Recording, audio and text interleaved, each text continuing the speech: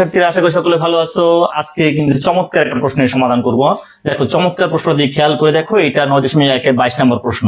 আর এই প্রশ্নটা এই যাবৎকালে বোর্ড পরীক্ষায় 9.1 মধ্যে সবচেয়ে বেশি বার আসা প্রশ্ন। তুমি খেয়াল করে দেখো, প্রশ্নটা লেখা আছে tan θ = 1/√3 হলে দেখাও যে, বা প্রমাণ করো যে, বা মান নির্ণয় করো যে cosec square - x square by cosec square plus x square equal কত 1/2। কেমন? আর এখানে মান নির্ণয় করতে বলছে, অর্থাৎ 1/2 বের হবে। আমরা এই প্রশ্নটা সমাধান করব। দেখো কিভাবে সমাধানটা আমি করি। খুবই সহজ প্রশ্ন, অনেকভাবে করা যাবে সমাধান। কমপক্ষে 5টা, আমার ম্যাথমেটিক্স এর উপর যে বইটা আছে অ্যান্টিবায়োটিক ম্যাথ ক্যাপসুল, সেখানে প্রায় 5টা মেথড আমি অঙ্কটা করে দিচ্ছি। আমি চেষ্টা করবো এখানেও 2টা মেথড দেখানোর জন্য। কেমন? দেওয়া আছে tan θ = 1/√3 বা tan কে, দেখো প্রশ্ন দিয়ে খেয়াল করো, cosec এবং sec আছে, আর আমরা tan কে ভাঙলে পাচ্ছি sin θ বাই cos θ। আবার দেখো sin θ কে ভাঙলে আমি পাচ্ছি 1/cosec θ। দেখে দিয়ে করে ফেলা যাচ্ছে। cos θ = 1/sec θ, এই জায়গায় চলে আসছে আমাদের রেজাল্ট। তাহলে tan কে ভাঙলে sin cos পাচ্ছি, sin কে ভাঙলে cosec পাচ্ছি, cos কে ভাঙলে sec পাচ্ছি, রেজাল্ট চলে আসছে। খুবই ইজি, শুধু তুমি সূত্র জানলে সমাধান, সূত্র জানলে তুমি পারবে। তাহলে tan কে ভেঙে ফেলি, ভেঙে sin θ বাই cos θ বানিয়ে ফেলি। কেমন? এটা একটা মেথড, আমরা দেখি এটা অ্যাপ্লাই করে দেখি। sin কে ভাঙলে আমি পাচ্ছি 1/cosec θ, আর cos কে ভাঙলে আমি পাচ্ছি 1/sec θ ইকুয়াল 1/√3। কেমন? দেখো ভগ্নাংশ আগের নিয়ম অনুসারে, যে উপরে ভগ্নাংশ নিচে ভগ্নাংশ, উপর ভগ্নাংশটা ঠিক থাকবে, কোনো পরিবর্তন হবে না। কেমন? এই ভাগকে গুণ দিলে নিচের ভগ্নাংশটা উল্টে যাবে। এটা নিয়ে আমি অনেকগুলো লেকচার দিছি, বিগত ক্লাসগুলো এটার উপর প্রায় আলোচনা করছি।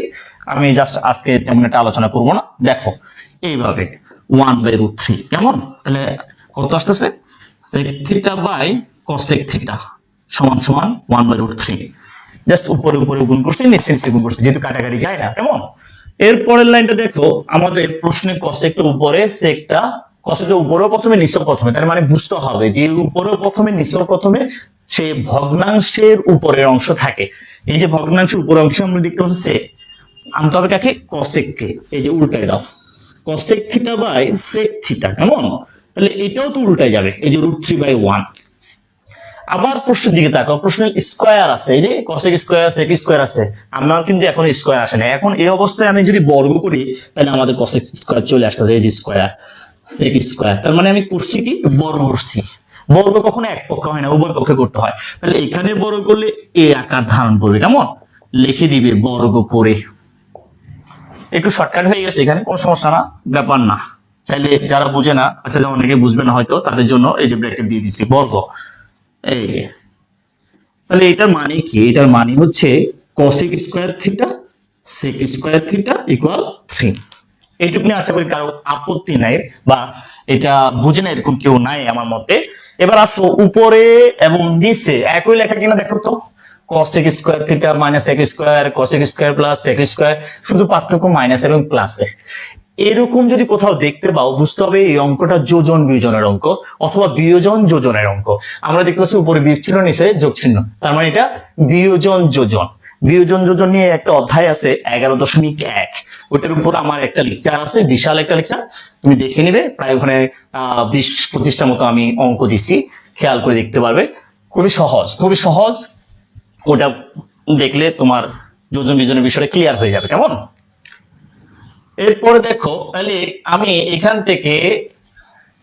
থেকে পাচ্ছি বিয়োজন যোজনের মাধ্যমে, যে উপরে যেটা, এই যে উপরেরটা অলওয়েজ উপরেও প্রথমে নিচেও প্রথমে, এই যে প্রথমে বিয়োজন যোজন।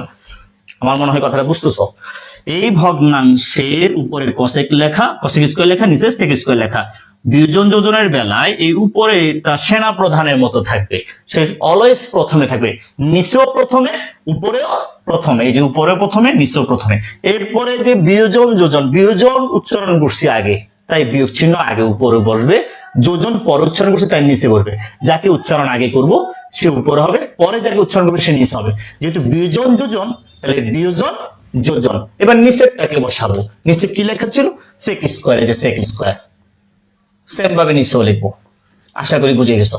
তবে মনে রাখবে যোজন বিজন কখনো এক পক্ষ হয় না, অর্থাৎ এক অংশে বাম পক্ষ ডান পক্ষের মধ্যে শুধুমাত্র বাম পক্ষে হবে না, ডান পক্ষেও করতে হবে। যেহেতু এটা আমাদের দেওয়া আছে সমীকরণ টাইপের প্রশ্ন, তাই বাম পক্ষ করছে, ডান পক্ষেও আমরা করব। এই যে 3 আছে, 3 নিচে কিছু না থাকলেও একটা 1 আছে, যেহেতু এটা ভগ্নাংশ না, যে কোনো পূর্ণ সংখ্যার নিচে 1 থাকে, সেই হিসাবে এই 3 অলওয়েজ উপরেও প্রথমে, নিচেও প্রথমে। তারপর কি, এখানে যে কাজটা করছে বিয়োজন যোজন, এখানেও সেই কাজটা বিয়োজন যোজন। নিচেরটা বলবে, নিচে কত লেখা 1, এই সে 1, এই কথাটা সাইডে লিখে দিবে বিয়োজন যোজন করে। আশা করি কথাটা বুঝে গেছো, সবাই পারবে। কেমন? এরপরের লাইন দেখো, cosec square theta minus sec square theta by cosec square theta plus sec square theta. এবার তোমরাই বলো, 3 থেকে 1 গেলে 2, 3 আর 1 যোগ করলে 4, কাটাকাটি তো সবাই পারে, 2 দিয়ে 4 এর কাটলে 2 পাওয়া যাচ্ছে। তাহলে আমাদের রেজাল্ট আসতেছে কি, cosec square theta minus sec square theta by cosec square theta plus sec square theta সমান সমান, এখানে আমরা পাচ্ছি রেজাল্ট হাফ। আমি যে কথাটা বলছিলাম, তোমাকে প্রশ্নের মান নির্ণয় করতে না বলে বলতে পারে যে প্রমাণ করে এত সমান সমান হাফ। আবার উল্টো দিতে পারে যে cosec theta plus sec theta by cosec theta minus sec theta সমান সমান 2 দেখাও, দিতে পারে। একই কথা এখান থেকে উল্টে দিলে শেষ সলিউশনটা। কেমন? এটা একটা মেথড করলাম আমি, আরো 2-1টা মেথড আমি দেখি তোমাদের করাই দিতে পারি কিনা। তাহলে এটা আশা করি বুঝে গেছো, সবাই পারবে। সুতরাং নির্ণয় মান হাফ। এবার আরেকটা পদ্ধতি, এটা হচ্ছে ডিগ্রির পদ্ধতি।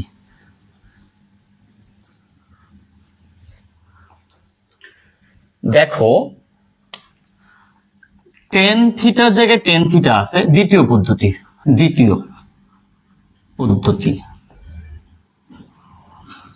টেন থিটার জায়গায় টেন থিটা আছে, কত ডিগ্রিতে, টেনের কত ডিগ্রিতে 1/√3। আমরা যখন 9.2 করি তখন ডিগ্রি একটা চার্ট আছে, হ্যাঁ, সাইন কস টেন কস সেক কস 6 জনের জন্য 5টা করে ডিগ্রি আছে, 0 ডিগ্রি, 30 ডিগ্রি, 45, 60 আর 90 ডিগ্রি।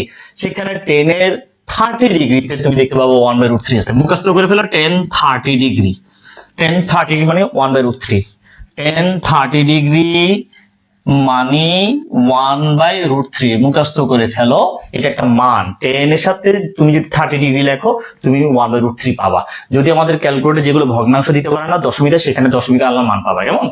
আচ্ছা, এবার আসো 10 10 মিলছে কিনা দেখো তো। উভয় পক্ষে আর যোগ বিয়োগ আকারে কেউ নাই, এখানে যোগ বিয়োগ আকারে কেউ নাই, এখানে যোগ বিয়োগ আকারে কেউ নাই। এই অবস্থায় তুমি 10 10 বাতিল করতে পারবে থিটা হিসেবে, তাহলে তোমার রেজাল্ট আসতেছে 0 ডিগ্রি।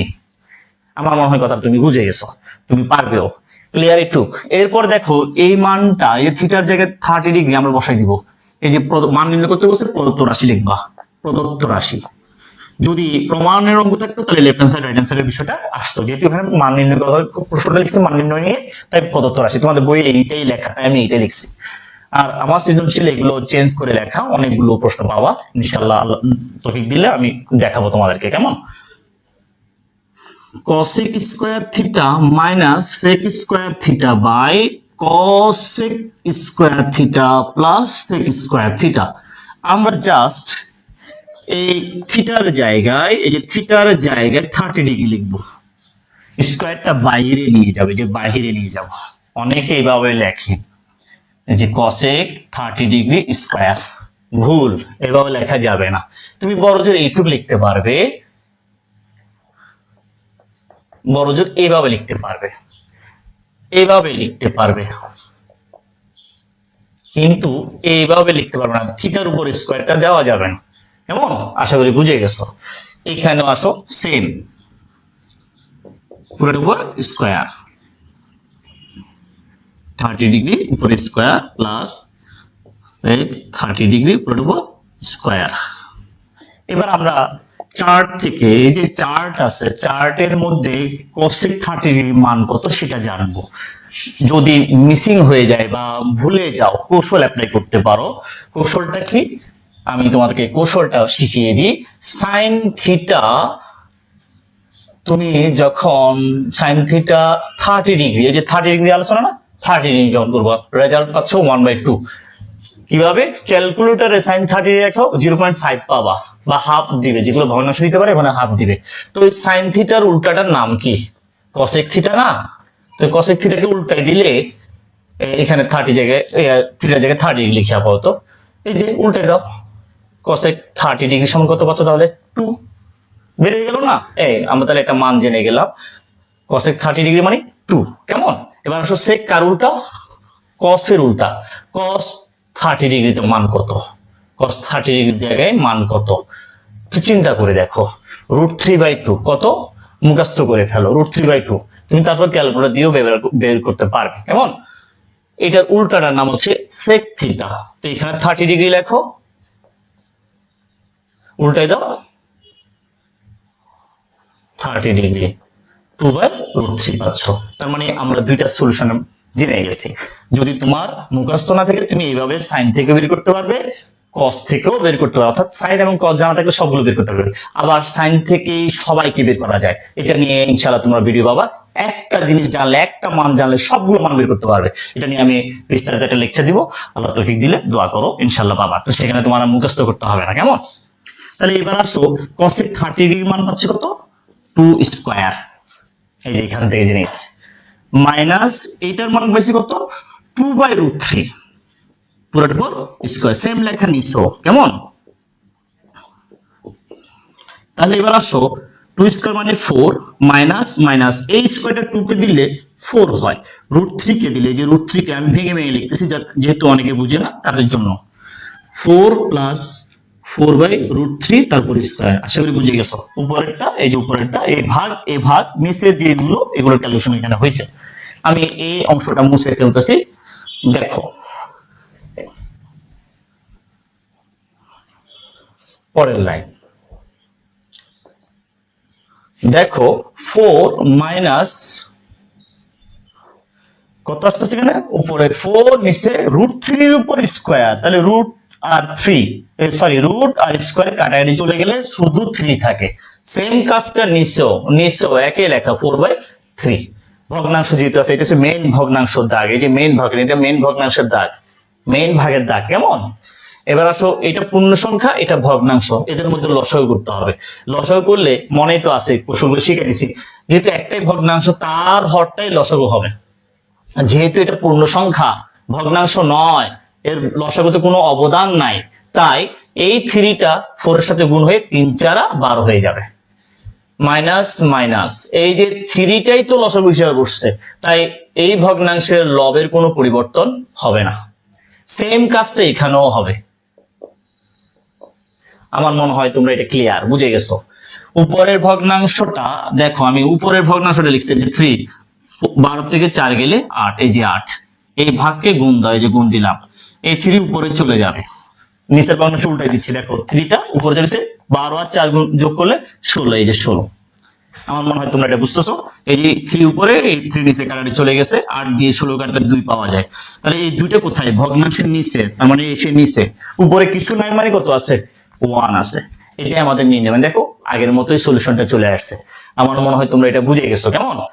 আরেকটা মেথড করে দিই তোমাদেরকে, আরেকটা মেথড করে এটা শেষ করবো। কেমন? তৃতীয় নম্বর পদ্ধতি,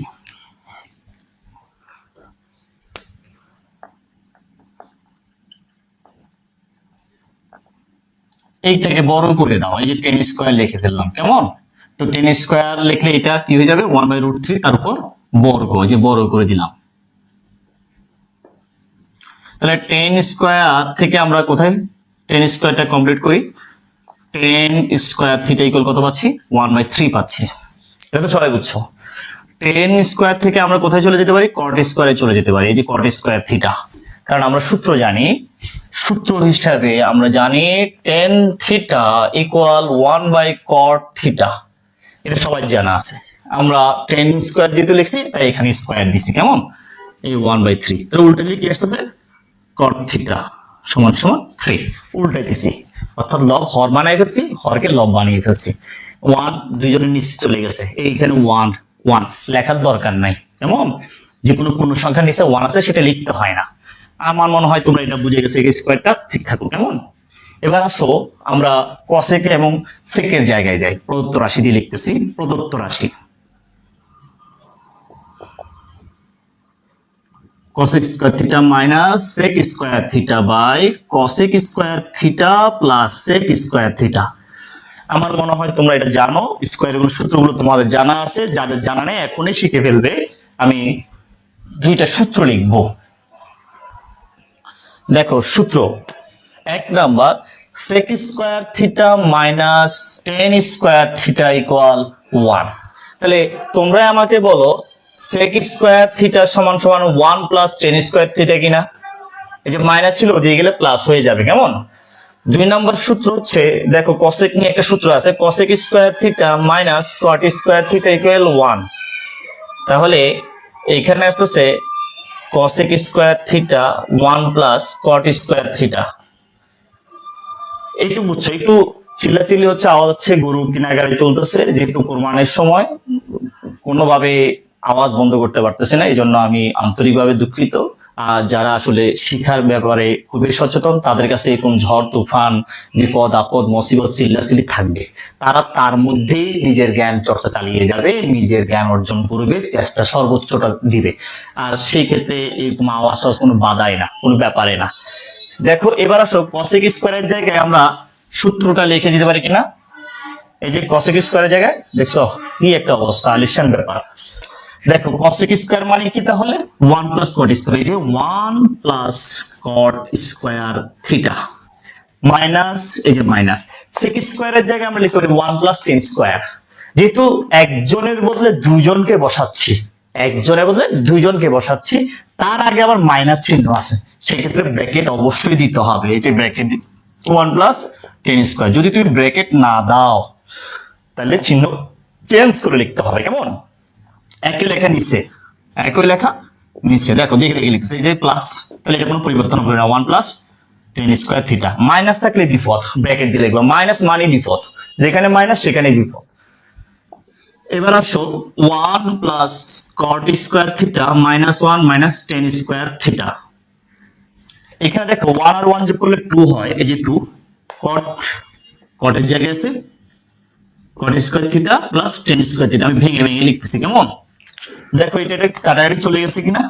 পরের লাইন সমান সমান cot স্কয়ার থিটার জায়গায় আমরা কত লিখবো? এই যে 3, এই যে 3, দেখো 3 লিখছি, মাইনাস মাইনাস এই tan স্কয়ারের জায়গায় কি লিখবো আমি? 1/3, এই যে 1/3, 2 এই যে 2, দেখো cot স্কয়ারের জায়গায় আমি কি লিখবো? প্লাস 3, এই যে 3 প্লাস প্লাস tan স্কয়ারের জায়গায় তাহলে আমি কি লিখবো? 1/3। জাস্ট মানটা বসাই দিচ্ছি, আর কিছুই করি নাই আমি, কেমন?